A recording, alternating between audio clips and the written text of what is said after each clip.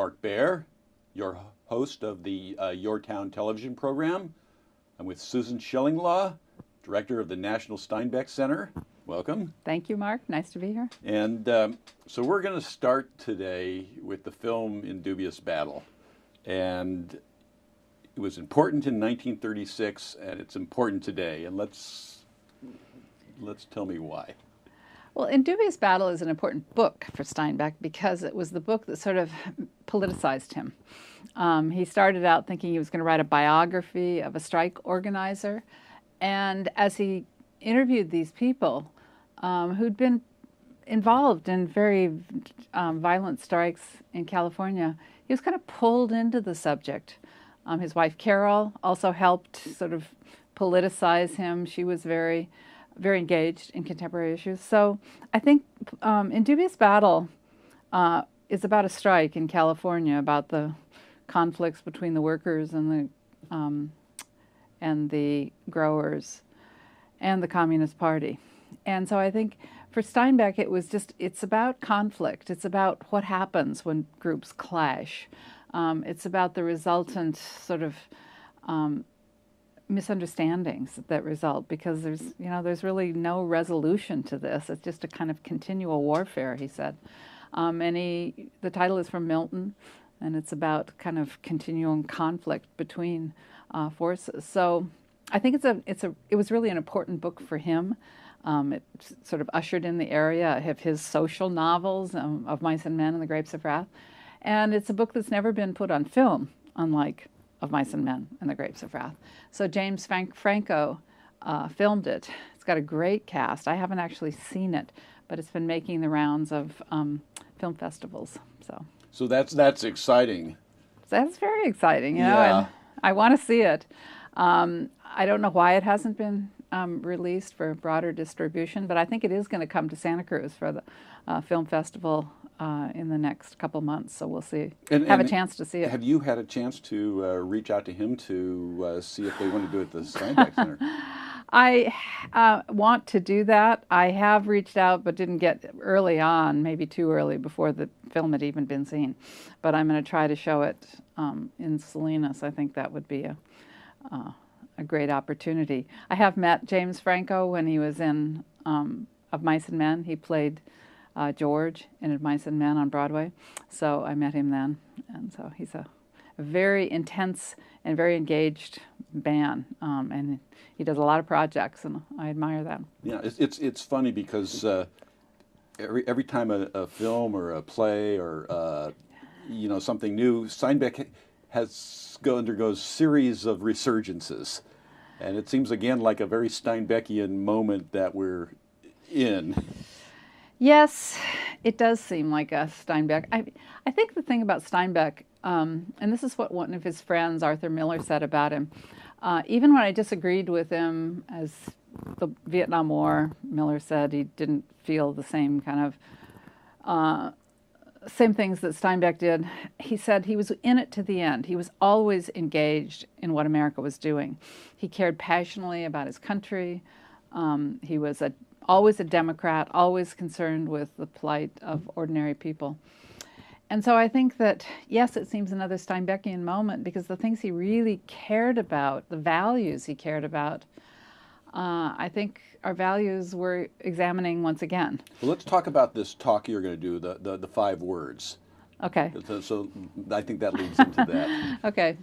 Yeah, we have Sweet Thursdays at the National Steinbeck Center. So the first one, I'm going to do a talk on keywords that Steinbeck very much cared about. And it's sort of an artificial way of organizing his ideas. But sometimes I think if we look at particular concepts, a particular year, particular words, we kind of focus on what exactly is important about a writer or an era, or et cetera. So the words I want to focus on are first understanding. Because Steinbeck said, what's the purpose of writing other than to help people understand one another?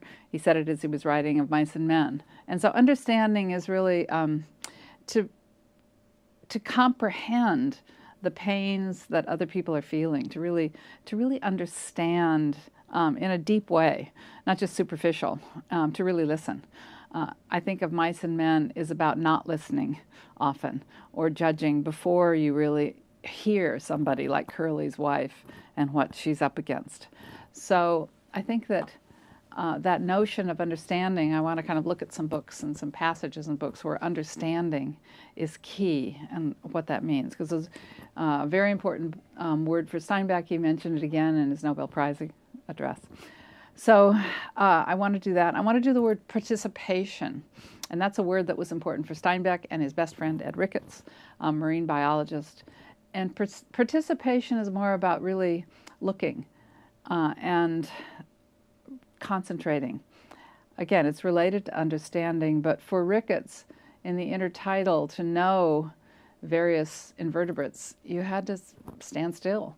You had to look. You had to study the relationships between and among individual species. And I think participation is really slow down and really understand, feel, know.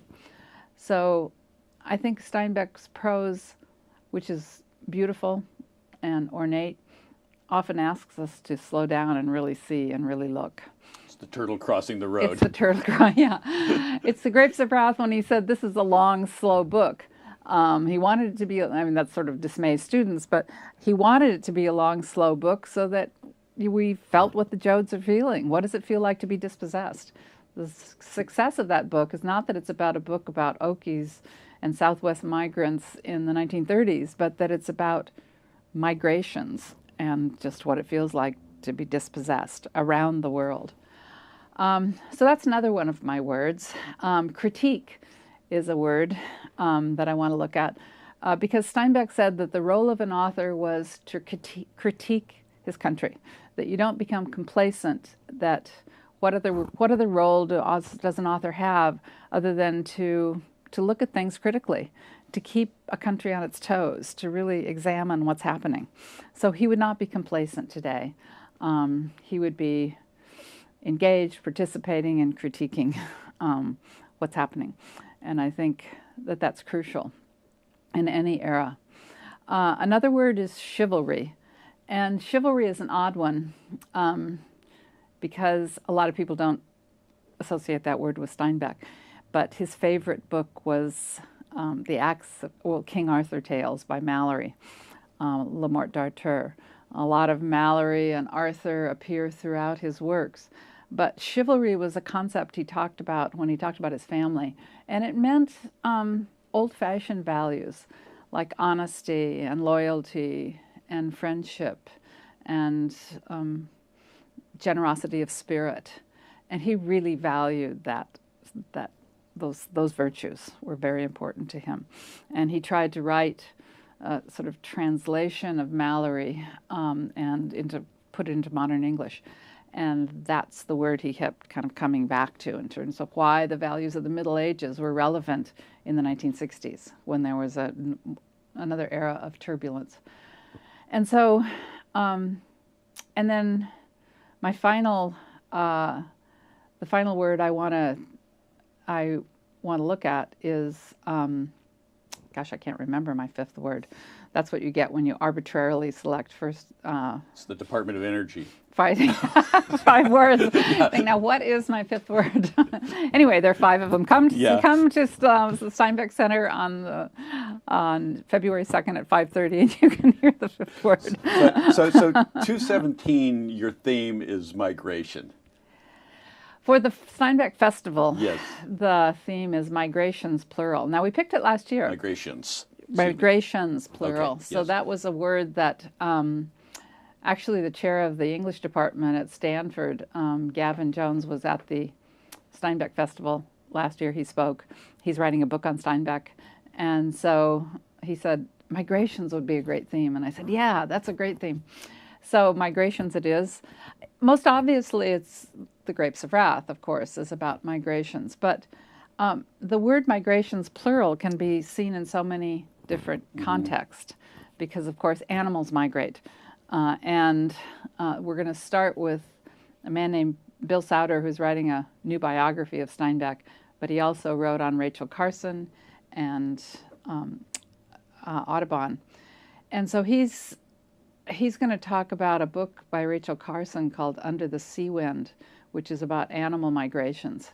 And it was published the same year as Steinbeck and Ricketts' Sea of Cortez, 1941.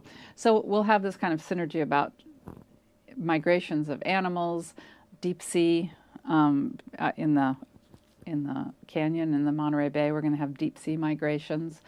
Of course, everything, whales migrate, birds migrate, butterflies migrate. So we're going to talk about sort of animal migrations on the first day of the festival on Friday, May 6th at Hopkins Marine Station. So we're going to start by the sea and then go to Salinas for Saturday and Sunday and talk about human migrations. And so it's kind of about that whole theme of migration. And we're going to have Film Festival 4 that talks about war as a kind of migration. Because you can see migrations in so many different contexts, not only people and borders and animals, but the migration, for instance, of a text into a film, like In Dubious Battle. That's a kind of migration, right, and a different kind of context for art. So it's a theme that's rich with possibilities, so it's kind of fun to figure out what all we can do for the first weekend of May. So let's go to Steinbeck, the writer, and a writer that, in my mind, is associated with the American dream.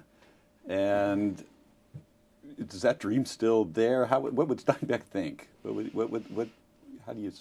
There was a really good editorial in the New York Times on Sunday about writers and the American dream and that passionate belief that somebody like Walt Whitman had in the possibility of America and the kind of egalitarian sensibility of America. Leaves of grass, as grass covers everything, and leaves are the individual blades of grass and people. So it's a perfect metaphor for democracy. And his belief in the sort of the evolving nature of democracy. And I think Steinbeck's in that spirit that has been so important in our country. The city on the hill, the leaves of grass, the possibility of democracy, because Steinbeck was an idealist. He talked about, one of the phrases he used a lot was these little beacons of light that move humanity forward.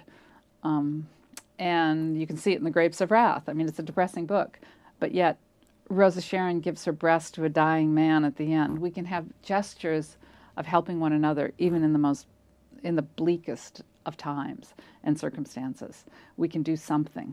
So Steinbeck believed that we're always moving forward, and there's that inevitable sense that America, you see it in Manifest Destiny, you see it in Movement West, you see it in the sense of possibility, you saw it in Obama's hope. And so that really positive dream of possibility, I think, is what he thought America was about. And I think we need to hold on to that. We can't let that go. If there's an alternate sort of sensibility, we still have to cling to the idea that we are, that we can move forward. So we're at this moment here where you see the economic engines being revved up, and I suppose that's a good thing. But how does this square with a Steinbeckian ecological vision?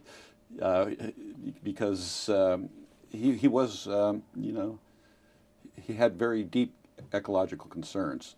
How do you think about this? Well, ecology is basically about the interconnectedness of humans and the landscape and other species. And I think if we lose that sense of interconnectedness and we say you can do this and it doesn't have any kind of ripples or ramification elsewhere, then we lose a lot. So Steinbeck was convinced of certain principles, survivability, the interconnectedness. That's what Cannery Row is all about, how this is a place of all these denizens on Cannery Row, the Mac and the Boys, Doc, the prostitutes, people out in the community, the frogs in Carmel Valley. We're all interconnected in some way. And if we lose that sense of interconnectedness, we lose a sense of our place in a web of life. We used to see, the metaphor that used to be predominant was a chain of being with man at the top. we exchange that sense of man being at the top of a chain of life to the web, the notion of a web. And I think Steinbeck and Ricketts very much embraced the notion of a web of interconnectivity. And I think we have to keep that image really clearly in mind in the next months and years. Absolutely. So before we go today, I just want to give a shout out to the National Steinbeck Center. It is important. It's still going, and you're at the helm. And I'm inviting people to come visit you and tell me a little about this center. Well, the National Steinbeck Center opened its doors in 1998, and it's been a museum. At one point, an ag museum as well. We've done programs, public programs, since 1998. I came to it a year and a half ago, almost 2 years ago. I've spent my career as a professor at San Jose State, but also directed the Steinbeck Center there for 18 years. So I feel like I'm circling back and starting over, another position as a director of a Steinbeck center.